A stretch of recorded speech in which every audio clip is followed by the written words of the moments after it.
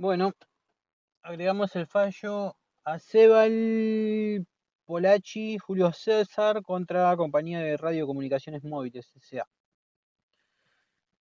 Eh, datos básicos, carátula, fecha y tribunal. Acebal, Polacci, Julio César contra la Compañía de Radiocomunicaciones Móviles. El tribunal que resuelve es la Corte Suprema de Justicia de la Nación. La fecha de sentencia es el 28 de junio de 2011. Y el contexto histórico y político que es tan importante. Bueno, las normas y decretos discutidos en esta disputa nacen en 2002 y 2003. Es en el contexto de la crisis económica y social posterior a la argentinazo del 2001. Para enfrentar aquella emergencia, el Estado había sancionado la Ley 25.561 de emergencia pública y el Poder Ejecutivo dictó decretos de necesidad y urgencia que establecieron medidas laborales transitorias como suspensión de ciertos despidos y duplicación de indemnizaciones por un plazo determinado. En 2011, la Corte Suprema resolvió la cuestión sobre la validez y alcance de esos decretos. Políticamente, la etapa analizada atraviesa una transición desde las medidas de emergencia dual de los años 2002-2003 hasta decisiones posteriores ¿sí? de convalidación por el Congreso y un país ya con distinto gobierno. La sentencia se dictó durante el gobierno de Cristina Fernández de Kirchner. Esa trayectoria política y la intensidad de la crisis original son clave para entender por qué los decretos fueron dictados y por qué la Corte presta especial atención al contexto de emergencia. Bueno, identifiquemos las partes. El actor es Julio César Acebal Polacci, que demandó por despido, y la demandada es la empleadora, ¿sí? La compañía de radiocomunicaciones móviles. Los intervinientes institucionales son la Procuración General, con el dictamen del Ministerio Público Fiscal, que emitió la opinión sobre la constitucionalidad y la aplicación de las normas impugnadas. Los hechos esenciales son el despido del trabajador el 7 de abril de 2003, es el dato central para determinar qué normas estaban vigentes.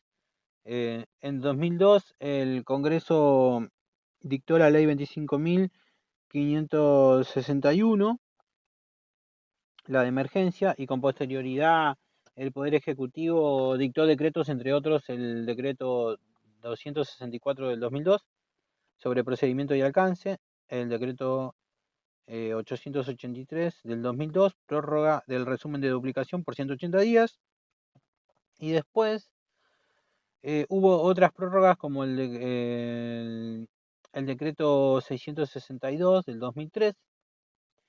La cuestión fue si a la fecha del despido la duplicación indemnizatoria y las prórrogas estaban vigentes y eran constitucionales.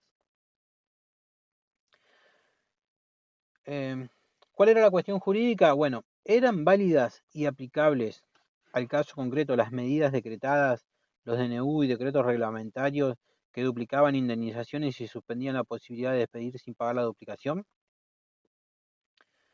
En concreto, ¿debía el empleador pagar la indemnización duplicada establecida por el artículo 16 de la ley 25.561 y por los decretos posteriores? Bueno, identifiquemos los derechos en pugna. Los derechos del trabajador son lo de protección al empleo, el de tutela indemnizatoria, el del principio protector, el fundamento constitucional en el artículo 14 bis, y los derechos y garantías del empleador, sí que son los principios de legalidad y seguridad jurídica. ¿Y cuántas garantías invocó la actora cuando alegó inconstitucionalidad por exceso del Ejecutivo?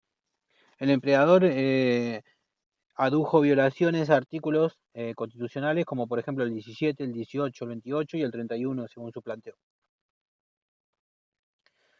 Entonces, las normas concretas son la ley 25.561, artículo 16, decretos 264 del 2002, 883 del 2002, 662 del 2003, entre otros, y la regulación constitucional sobre decretos de necesidad y urgencia, artículo 99, inciso 3.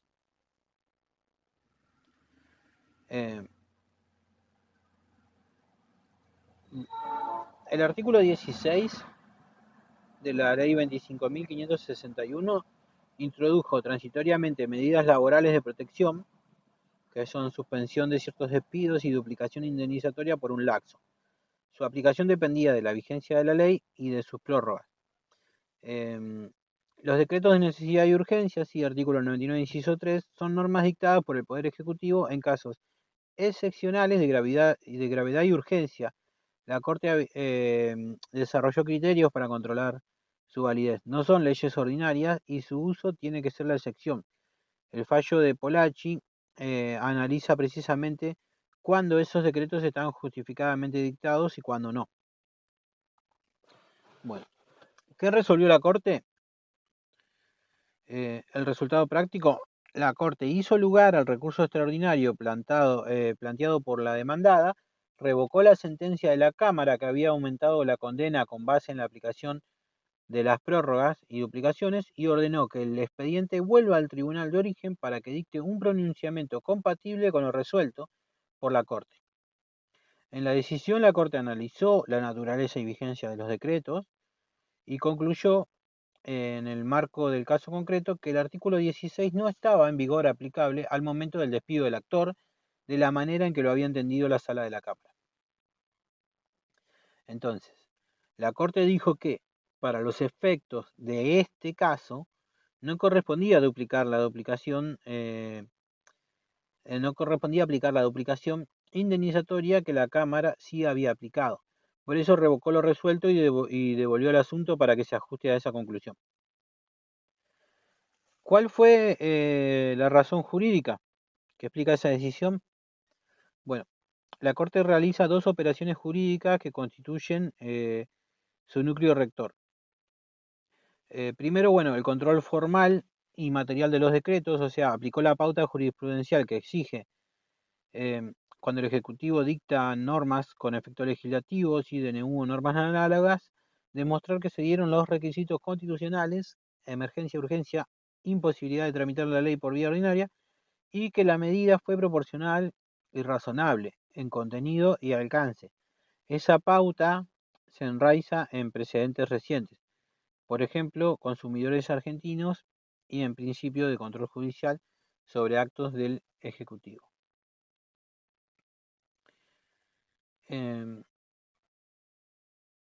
Bueno, aplicación al caso concreto, una vez examinada la validez y la vigencia temporal de los decretos, la Corte concluyó, por la valoración de hechos y normas, que la duplicación indemnizatoria no resultaba aplicable en los términos que había considerado la Sala de Apelaciones y de ahí la revocación. Entonces, primero determinó las reglas de validez de los DNU, después las aplicó y dijo que en este caso el régimen no alcanzaba el despido del actor. La sentencia está compuesta por varios votos, sí, había coincidencias y disidencias.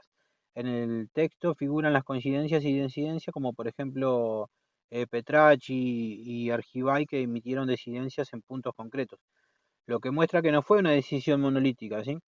Hubo matices interpretativos entre los ministros. Es importante leer los votos para ver qué cuestiones razonaron cada juez. A veces el holding está contenido en la parte concordante, pero las decidencias señalan líneas argumentales alternativas. La Corte aprovechó el caso para desarrollar doctrina sobre límites y requisitos de los derechos del Poder Ejecutivo, ¿sí? Son criterios de necesidad, urgencia, proporcionalidad, no invasión de la reserva de la ley. Aunque esos razonamientos puedan no ser el núcleo necesario para decidir ese caso concreto. Constituyen orientaciones, ¿sí?, que son citadas reiteradamente en doctrina, sobre cómo controlar el DNU y actos semejantes, y por eso a Sebal Polacci se cita después como referencia en debates sobre DNU y controles judiciales. Bueno, ¿cuáles fueron los precedentes invocados en el fallo? Bueno, la Corte retoma y conversa con precedentes recientes, por ejemplo, consumidores argentinos y otros, ¿no? Polacci refuerza la construcción jurisprudencial sobre cómo y cuándo el Ejecutivo puede dictar normas con rango de ley y qué exigencias tiene que cumplir el control judicial. Por eso el fallo se usa como precedente en materias de control de DNU y proporcionalidad.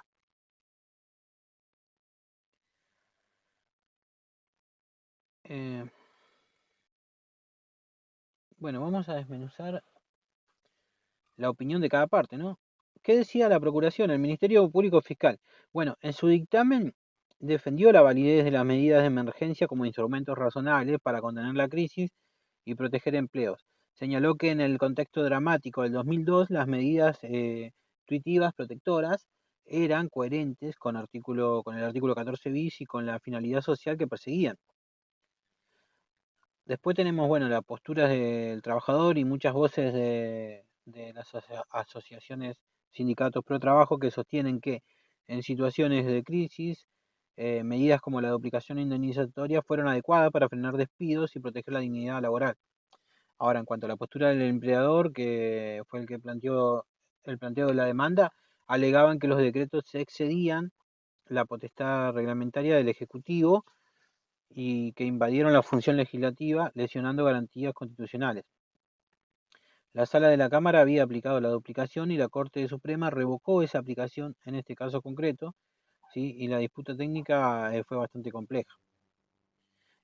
En cuanto a la opinión pública, bueno, había debates en ese momento. Algunos críticos vieron en parte de la jurisprudencia de la Corte una tendencia a convalidar medidas ejecutivas en nombre de las emergencias, y mientras que otros celebraron la protección de derechos laborales. Hay críticas que llaman al fallo populista o poco institucional desde algunos foros y defensas que lo consideran ajustes técnicos necesarios. ¿Cuáles son los motivos políticos que podrían haber influido? Bueno, el contexto de emergencia, hay que tener en cuenta el contexto de emergencia económica, si las medidas controvertidas fueron adoptadas en gobiernos interinos emergentes, ¿sí? El de Dualde, etcétera, con el objetivo político-social de proteger el empleo y pacificar tensiones sociales. Eso explica la urgencia política de las medidas. Y la presión social es otro de los factores, ¿sí? Y la sensibilidad hacia el trabajo. La gravísima crisis había incrementado la sensibilidad social y política sobre el desempleo. Los tribunales no son inmunes a ese contexto, y eso puede inclinar en la interpretación de la proporcionalidad a favorecer medidas precautorias. También las diferencias doctrinales en la Corte, si la existencia de votos disidentes muestra que había fricción entre una lectura más garantista, pro trabajador, y otra más formalista, sí, garantista de la separación de poderes. Esas tensiones suelen tener eco en el debate político. Algunas corrientes ven a la Corte como garante de derechos sociales y otras la ven como freno al exceso de la administración. Entonces, sí había factores políticos y sociales que explican por qué la cuestión llegó hasta la Corte Suprema y por qué la Corte puso foco en la emergencia y en el control de la seccionalidad. Pero la Corte resolvió mediante la argumentación jurídica, análisis de requisitos de los DNU, proporcionalidad y temporalidad, y no mediante anuncios políticos. Bueno, hasta acá lo que necesitamos entender del fallo, y a prepararse que ya hay que rendir. Nos vemos en la próxima.